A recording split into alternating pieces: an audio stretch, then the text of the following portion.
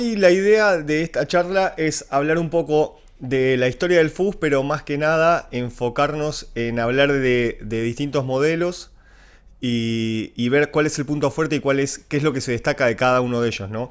La idea de la historia es más que nada para tener como un camino y una línea a seguir, pero me parece que lo interesante es tratar de entender cuál es el fuerte de cada modelo, de cada época, qué buscaban y a partir de eso por ahí acortar el camino de lo que nosotros podemos llegar en la búsqueda, ¿no? Que es lo más difícil, porque tener 10 y probarlos todos hace que sea más fácil, pero bueno, al no tener esa posibilidad y de antemano tener que hacer una selección previa, es interesante tener información acerca de ellos. Así que la idea es empezar por ahí. ¿Cómo empieza la historia del fuzz? Glenn Snuddy a principios de los 60, grabando con una consola, encuentra una falla en la que una pista de bajo queda con distorsión natural de la falla de esa pista.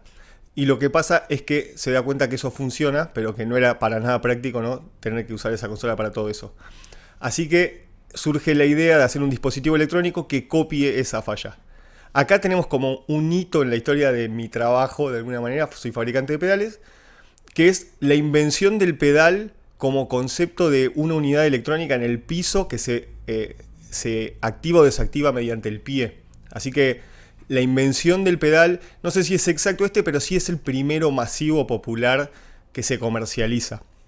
Así que es muy interesante que es no solo el primer fuzz, sino que es el primer pedal. Así, no el primer efecto, porque ya los equipos traían trémolo y ese tipo de cosas, pero sí es el primer pedal. Maestro Fuzztone. Vamos a empezar a hablar de cantidad de transistores. Los transistores tienen que ver con la forma en la que genera la distorsión ese fuzz, y vamos a ver como una cuestión directa, que es que mientras más transistores, más apretado, más compresión va a estar. Vamos a ir describiendo en cada modelo un poco la idea de ese nivel de compresión, qué hace, qué no hace, por qué, en qué nos beneficia, en qué no nos beneficia. Lo primero que encuentran con el fuzz, hay como una cuestión en esa época de algún disco de venta de Gibson, que eran los que comercializaban el maestro Fuzztone, el FZ1, que lo vinculaban con un sonido de trompeta, ¿no? Básicamente la idea me parece que era que aparecía una estética distinta en un audio. Es como todo, no sé, como cuando habrá aparecido el chorus. Es un audio que no estaba, es innovador desde el color, desde lo que aporta estéticamente, desde lo que le da a la imaginación del artista, del tipo que lo va a usar. Y además nos da sustain. Piensen que en esa época existía la compresión de la válvula y algún equipo podía llegar a darnos un poco de sustain basados en esa compresión natural. Pero en líneas generales el concepto de sustain serio me parece que está asociado a eso, a la distorsión y a los comienzos de la distorsión, básicamente a este fuzz. Este fuzz tenía como una cosa bastante extraña para lo que vemos hoy nosotros, que es que funcionaba con pilas y trabajaba con 3 volts. Que los transistores trabajan con 3 volts hace que estén en un punto en el que se logra un tipo de audio que quizás no es el ideal o no es el más versátil. Ahí Tonbender, que pertenece como un par de empresas, pero es el fuzz en concepto siguiente, es la versión, es la contrapartida inglesa al fuzz americano. Toma esa posta y saca el Tonbender. El Tonbender trabaja con 9 volts y en principio imita ese concepto de 3 transistores en cascada que tenía el maestro, pero enseguida saca la versión 1.5 que tiene 2 transistores. Lo interesante de esto, después ahora vamos a seguir hablando que sale el Tonbender número 2, el Tonbender el MK3, pero lo interesante es que marca como el punto desde el que va a salir el fuzz phase, el Dallas Arbiter fuzz phase, que es como el concepto, por ahí lo tienen, esta es la versión chiquita, pero es a mi entender uno de los más míticos gracias a Hendrix. Así que a partir de este momento ya marcamos como un hito que es la invención del primer pedal, y ahora lo que me interesa que veamos es cómo cada pedal en sí mismo no es nada si no está puesto al servicio de una cuestión estética, de una banda, de una canción o de un movimiento, ¿no?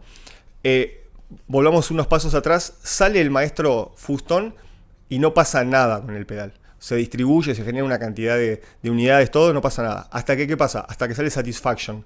Cuando sale Satisfaction, que es el primer tema mega popular que se graba con el maestro Fuzztone, el pedal se agota y se torna mega masivo y famoso. y vamos a ir viendo eso con cada una de las unidades. El Tone Bender de la mano de gana popularidad de la mano de, sobre todo de Page, que en ese momento era sesionista y grababa en un montón de discos, grababa con The Kings, grababa con un montón de otras bandas, obviamente hasta Led Zeppelin, ¿no? Que es lo que más popular lo hace. Pero la idea es que empiezan a aparecer esos colores. Y del Tone Bender, como dije hace unos minutos, se desprende el Fuzz Face, el Dallas Arbiter.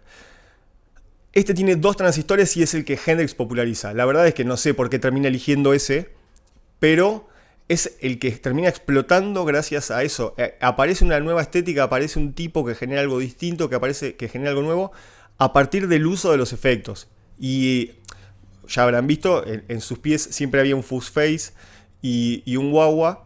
Hoy no nos convoca el wah-wah, pero la idea era eso. Su audio se ve muy atravesado por cómo los efectos pasan a formar parte de su estética y de su composición.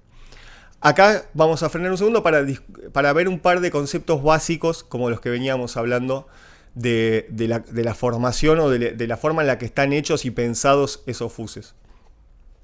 Como dije, tanto Maestro Fustón como Tone Bender están diseñados con 3 transistores. Esto nos da, por la forma en la que trabajan esos 3 transistores, un nivel de compresión y un nivel de fuzz, de distorsión, de drive, que o sea, no es que no posean dinámica, poseen mucha dinámica, pero poseen un nivel de distorsión mucho más alto que el de un Fuzz Face.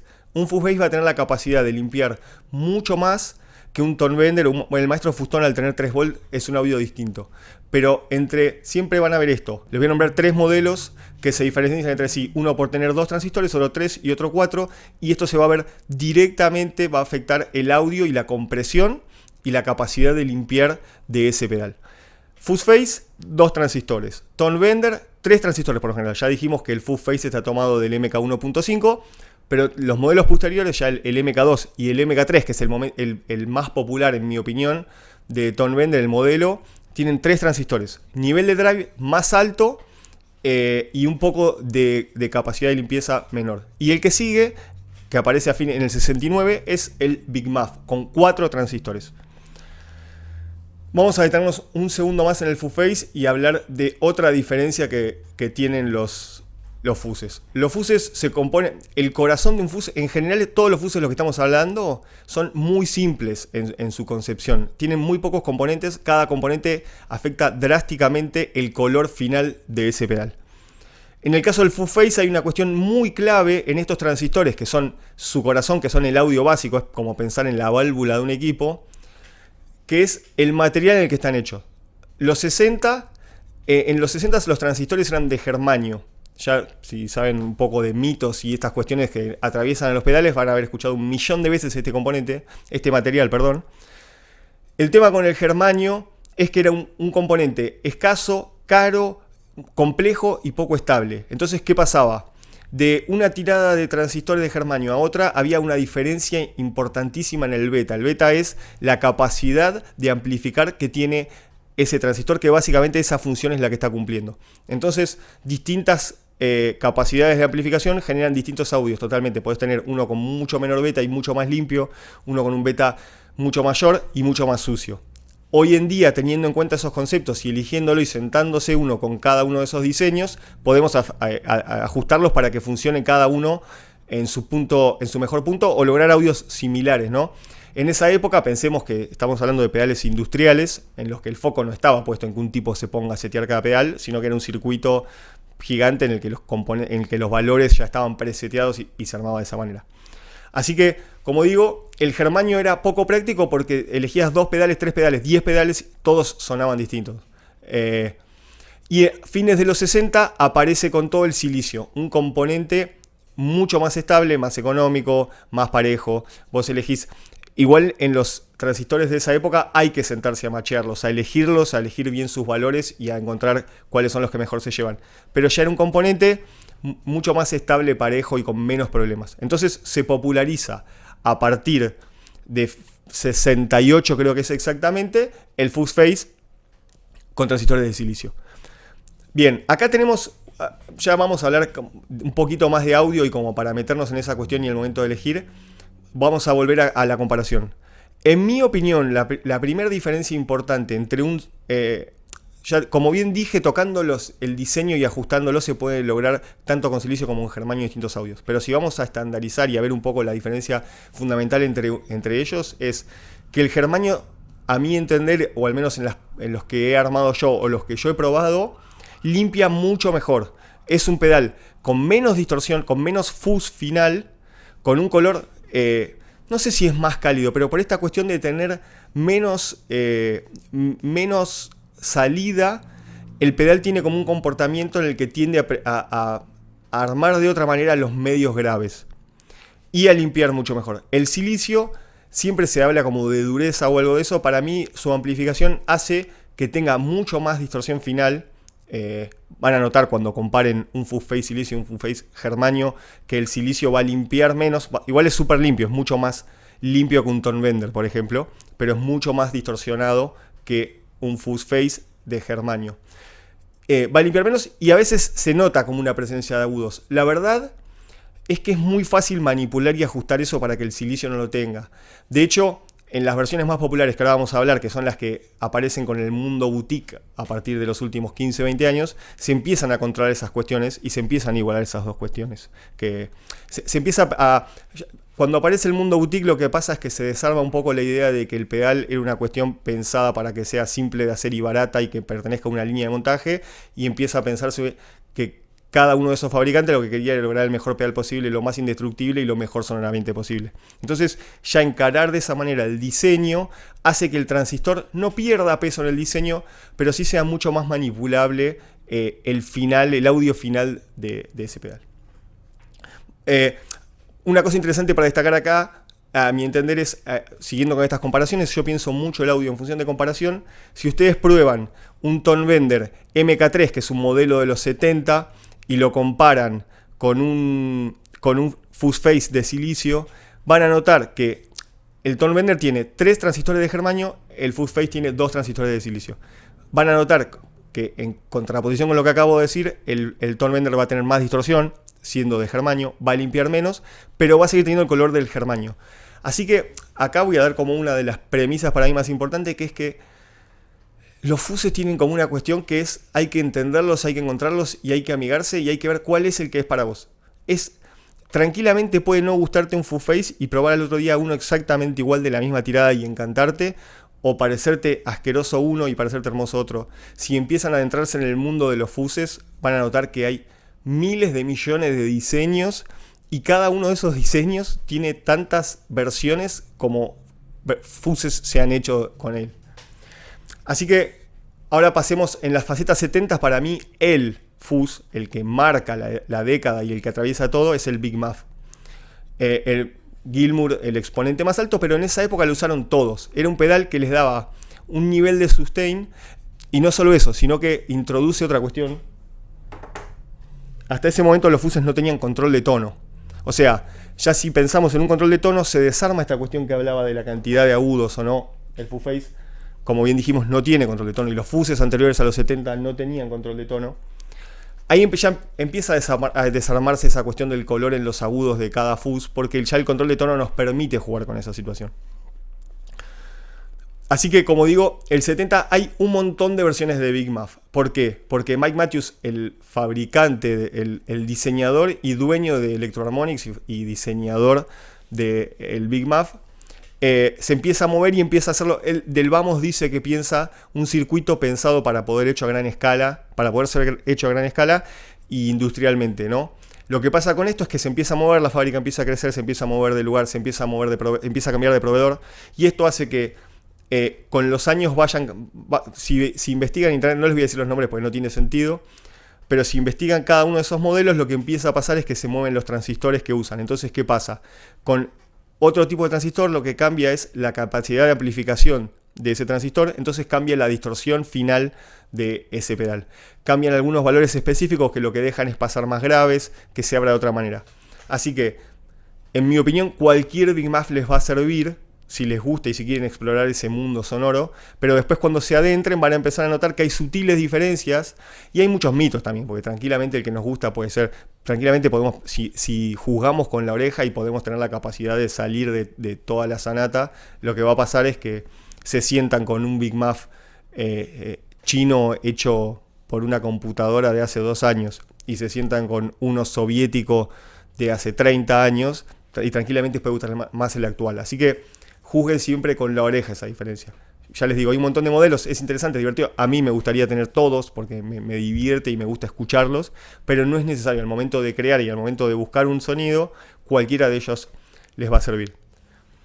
Los 80 ya nos encuentra con una década poco fusera a mi entender, y en los 90 vuelve con todo este Big Muff de la mano de bandas como Smashing Pumpkins y muchas de las bandas del grunge. El Big Muff atraviesa los 90 y de nuevo se posiciona como un pedal, como la base del audio de muchas de las bandas más populares de los 90. Como dije hoy cuando hablábamos de los 60 y hablábamos de los Stones y hablábamos de Hendrix, es un pedal que atraviesa mucho la estética de cada etapa. Entonces siempre piensen en eso. Es un pedal que aparece o desaparece según en manos de quién estuvo y en manos de la obra y en la obra de quién apareció sonoramente, ¿no? Y acá llegamos a los 2000, que es donde aparece el mundo boutique y empiezan a aparecer fabricantes nuevos que hacen nuevas cosas con esos diseños y fabricantes que lo que hacen es volver al diseño de esos clásicos fuses que hablábamos y tratar de llevarlos a su máxima expresión. En vez de pensar, como dije hoy, ese pedal como un circuito simple para hacer y sacar como chocolatines, pensaban en la selección de ese transistor. ¿Qué transistor? Las selecciones de los valores que los acompañan. La manera de poner a punto cada uno de los valores y encontrar cuál es el color que más les gustaba de ese pedal.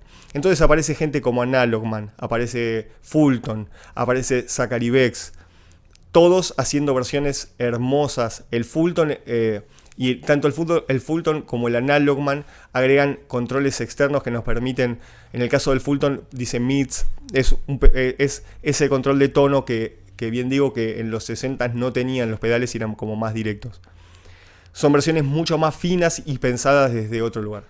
Entre estos que acabo de nombrar está Zachary Bex. Zachary Bex inventa de Specs el fuzz que para mí es un poco el que define los últimos 20 años en cuanto a innovación y a sonido distinto, que es el Fuzz Factory. El Fuzz Factory surge de un concepto muy simple de 2 transistores de germanio, pero lo que hace es, como hoy decía, tiene el concepto original del fuzz tiene muy pocos componentes, muy pocos valores, pero cada uno de esos valores modifica drásticamente ese audio. Bueno, lo que hace Bex con el Fuzz Factory es darnos la posibilidad de controlar varios de esos valores y empezar a poder lograr otras cosas con ese fuzz tan simple. Y no solo eso, sino que además entiende qué hace cada uno de esos valores que modifica y le pone un nombre que al usuario le hacen entender mucho mejor qué es lo que está sucediendo. Entonces, agrega este control de estabilidad que lo que hace es manejar el pitch de una oscilación que aparece en el pedal, que consejo de usuario y de fabricante de clones de Fuzz Factory en algún momento, prueben uno o tengan bien claro lo que hace si en algún momento quieren comprar uno, porque es un pedal hermoso y versátil, pero a la vez con sonidos muy difíciles de controlar. Estas oscilaciones aparecen casi en todo momento. El pedal nos permite controlarlo y nos da opciones de hacerlo más normal si lo necesitamos, pero tengan en cuenta que hay todo un agregado de cuestiones bastante locas. Agrega estabilidad, tiene un control de drive bastante tradicional, tiene un control de compresión que está buenísimo, que lo que hace es ese sonido 8 bits o destruido, que lo que permite es que la cola de nuestro sustain se pierda naturalmente o se destruya. Tiene un gate que lo que hace es poder controlar esta cuestión de estas oscilaciones, nos permite que se escuchen o no se escuchen estas oscilaciones, y tiene un control de volumen final. Bien, no lo vamos a hacer mucho más extenso porque la idea tampoco es esa, sino es hablar un poco en general de los tipos de fuses que hay. Para mí, si van a encarar, si tienen ganas de entrar en este mundo, que es hermoso porque tiene una estética muy marcada, van a escuchar fuses que les van a parecer lo más feo que escucharon en su vida y van a escuchar fuses que son increíbles.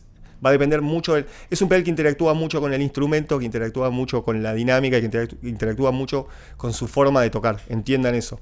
En función de lo que vayan a buscar y de lo que quieran lograr, empiecen a pensar en estas escuelas más viejas y con menos drive, como puede ser un Full Face, o el escalón siguiente puede ser el Tone Bender, el escalón siguiente va a ser el Big Muff, y ya si quieren ir a algo más loco, pasan al Specs, al Fuzz Factory. Specs también tiene otras cosas, tiene otros fuses como el Woolly Mammoth, que también tiene como valores interesantes, pero ya no es tan distinto a un fuzz más tradicional. Y acá otra cuestión a ver es esa, es que va por un vintage. Los vintage son hermosísimos y son piezas de museo hermosas para tener, pero no creo que sean necesarias. Pueden ir a versiones actuales, versiones chinas hechas, vayan a saber cómo, pero que pueden sonar hermosas, o versiones hechas boutique por gente que las hace. Hay un montón de fabricantes que arman versiones muy pensadas de esos pedales para que puedan ser versátiles y para que logren como esa, en la opinión de cada fabricante, la mejor expresión de ese fuzz. Así que nada, espero que les sirva como una pequeña guía si algún día necesitan o están interesados en buscar un fuzz.